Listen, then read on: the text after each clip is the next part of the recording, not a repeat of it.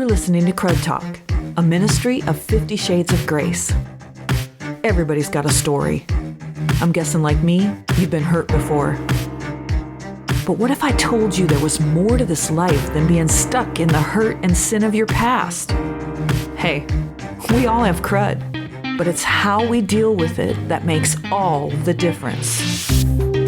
Today's episode is brought to you by a generous sponsor just like you. We thank you for your gift, which allows us to share hope and continue to help people deal with the crud in their lives. So thank you. We appreciate it.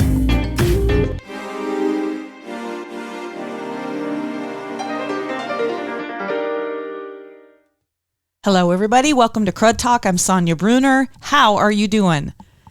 So I have had quite the response. I went to go see the movie Sound of Freedom. I am praying that you all have seen it. I have probably an entire podcast that I need to do on that.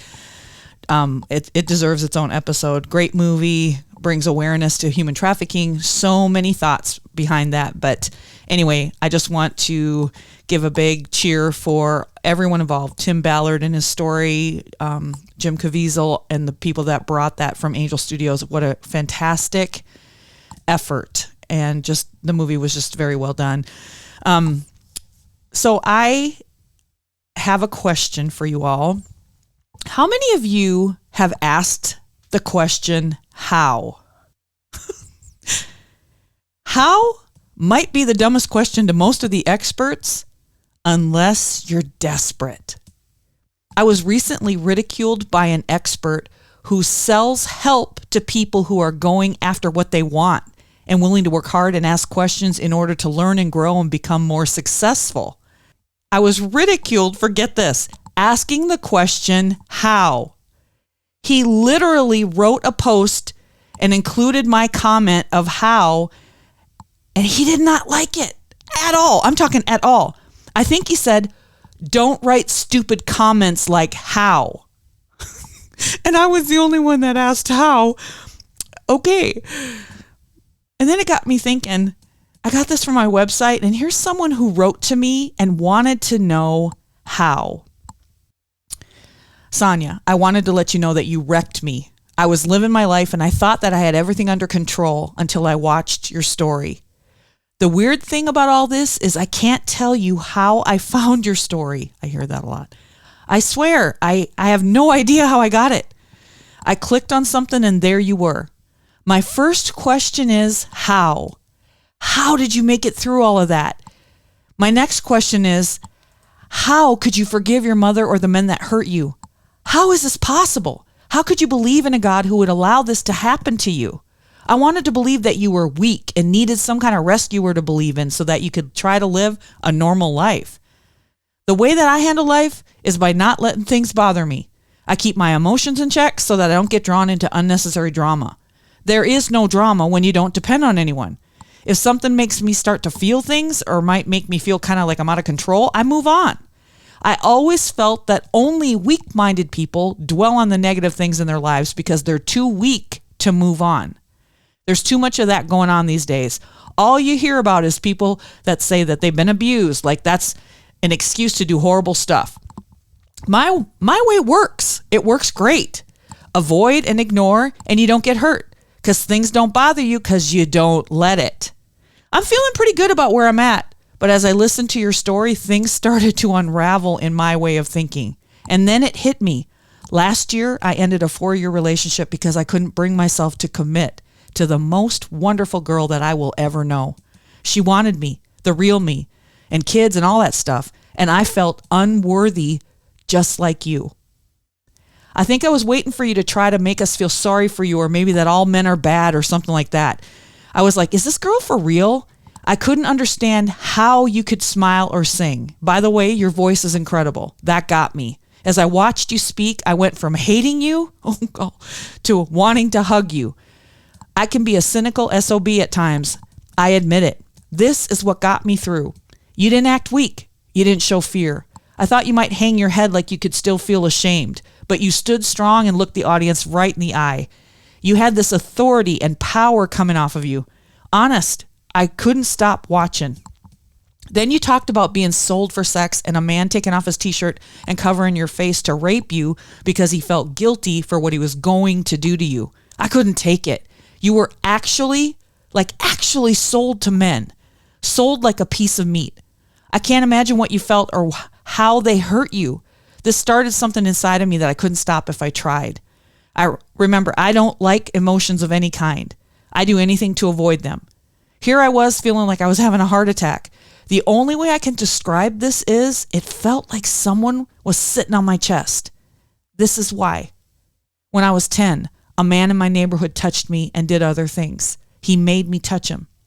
At first I was shocked, then I was ashamed. I was angry. No, more than that. I felt rage. I wanted to hurt him. I wanted him to make him feel as powerless and weak as he made me feel. He was a sick bastard and it messed me up. My shame was attributed to how I saw that weakness and not being able to stop his abuse. Why did he pick me? Did I give off some kind of vibe that said this kid is weak and wants this kind of thing? After that, I shut myself off from any emotions and went on with my life. I didn't want anyone to know. It's a secret that I've never told anyone until you. Like I said, you wrecked me. Okay, you guys, listen to this. Then you had to go and start talking about Jesus. I was like, here we go, another religious nut job. I hate people who cram religion down other people's throats. It's fine for you to believe it, but that doesn't mean that the rest of us have to believe it. As you shared what Jesus had done for you, I started to feel something. I know this sounds crazy, but I felt something like a pull to listen and not to dismiss it, whatever you were going to say. You talked about him as if he was there with you. Sonia, the keyboard story killed me. To hear you sing and to know then that the keyboard represents what that bastard did to you, how can you sing like that? Why would you ever sing again? By this time, I'm bawling like a little girl. There is no denying what is true. You have something real that has let you be free. I've never heard anyone talk about God like that. You believe it. I could see the peace on your face, the truth in your voice, but I don't know what to think. What does that mean for the rest of us? If forgiveness means that I need to release that guy from the debt that he owes me, I don't know if I can do that. I can't even forgive myself. What he did to me is unforgivable. Why should I forgive him? This is what I want to ask you. Is Jesus real? I know you say that he is, but how do you know? If he can help you forgive those that hurt you, would he help me too? I've carried this anger for a long time. I don't want to do it anymore, but I don't know how to let it go. I can't help but wonder if I was meant to see this so that I could get rid of it once and for all. Do you think that Jesus can help me? Can you tell me how to do it? And I'll do it. I'm ready. How? Not a dumb question at all. Amen? The answer is a resounding yes. Yes, Jesus is real. Yes, he can and will help you. Yes, he can and will heal you. Yes, he can and will restore all that was broken. When you give your heart and trust to Jesus Christ, the Bible says you are saved, forgiven, and free. Listen to what Romans 10 verse 9 says. If you openly declare that Jesus is Lord and believe in your heart that God raised him from the dead, you will be saved. Let me jump right in here. You know, I love how Jesus knocks people on their gluteus maximus, right on their behinds. I mean, this message from this guy is like watching Jesus reach in and grab his heart, like for real. You and I are seeing Jesus pursue and get through to a human being that he loves. It's humbling, it's overwhelming, and completely encouraging, and makes me want to be better and do more and keep going. Go, Jesus. Right? I love how he says, avoid, ignore, and you don't get hurt. But he did get hurt when he ended a relationship with a person he loved. He says, I felt unworthy just like you. Why do I share my pain? Because people have pain too. This allows them to know that they're not alone. If I can do it, you can do it. Remember, he said, his way is just fine for him. It's working great for him, right? Wrong. He pushed away a good thing because he wouldn't deal with a bad thing. Let me say that again. Somebody needs to hear that. He pushed away a good thing because he wouldn't deal with a bad thing. I see people who do this all the time. Refusing to deal with your crud can cause you to be harmful to yourself and to others. That is why they struggle. They refuse to deal with their crud. They think it's going to be more painful to deal with it than it's going to be to ignore it. But that's never true. I love it how people think I'm a religious nut job and that I'm trying to make people feel sorry for me. Y'all, that couldn't be farther from the truth. In fact, I hate people feeling sorry for me. I mean, it makes me physically ill. And then there's this. There is no denying what is true. You have something real that has let you be free. Yes, I do. And then he goes on to ask me how. How did you do it? How do I? How do you? Over and over, he asks me how. So let's talk about the expert who I ticked off on LinkedIn. To be totally transparent, I respect this person a lot. I follow him. I read his posts. He basically told me how dumb I was for posting such a stupid, ridiculous question to him. He's a really, really smart man. He's super successful. I learned some truly great things from his posts about business stuff. But what hit me when I read his response was the fangirl in me was geeking out because he read something I wrote. I mean, go Sonia. Okay, you know what I mean? I was geeking out. But really, I wonder what wound him up with that simple little question. Maybe people have heard him in the past and tried to use him and get everything for free. Nobody likes to be used. Nobody likes to feel that way. I hate that too.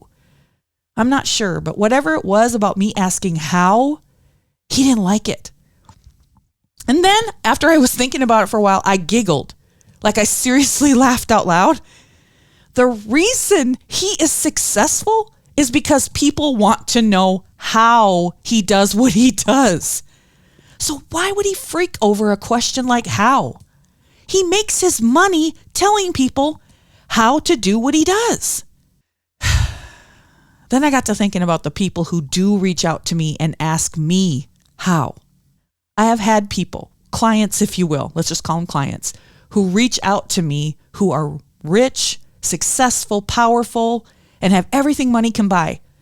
But they can't have healthy relationships or be intimate with their spouse because they were hurt as a kid and never dealt with it.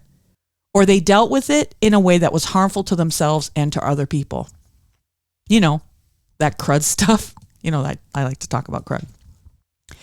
It's all fine and dandy to say, yes, this happened, but I'm fine. Everything's fine. It doesn't affect me if it doesn't truly affect you.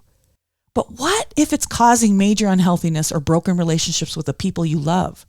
What if you struggle with shame or anger? What if you can't get close to people or let them get close to you because of that stuff? You know, that crud that happened to you in your past.